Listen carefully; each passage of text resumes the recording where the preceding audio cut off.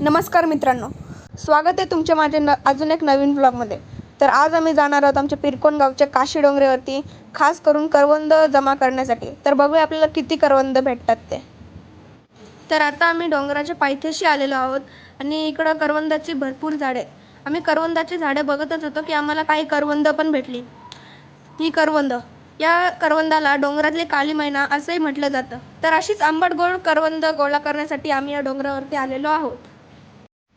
करवंदाचे काटे हे जरा डेंजरस असतात, म्हणून करवंद काढायला जात असताना पायात चप्पल घालावे आणि त्या काट्यांशी जरा जपून राहावे.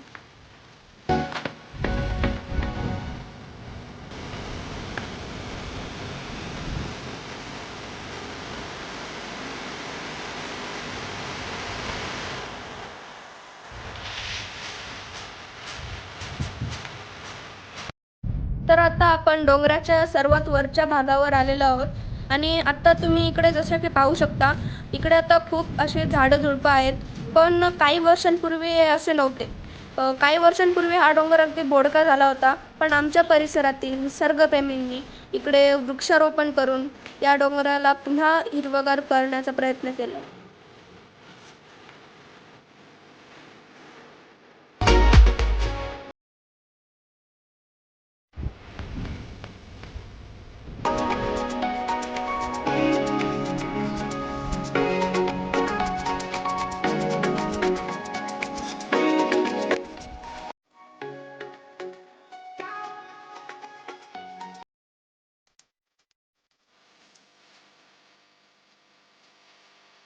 तर करवंद गोळा करता करता आम्हाला एक औषधी वनस्पती झाड दिसलं. तर ही आहेत आशीची फळं.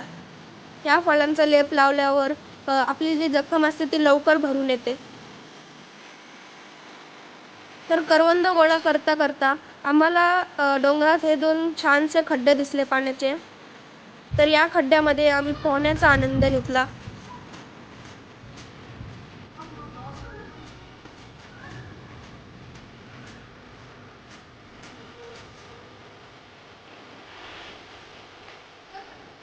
तर करवंद गोळा करून आणि पोहून आम्ही परत आमच्या घरी निघालो.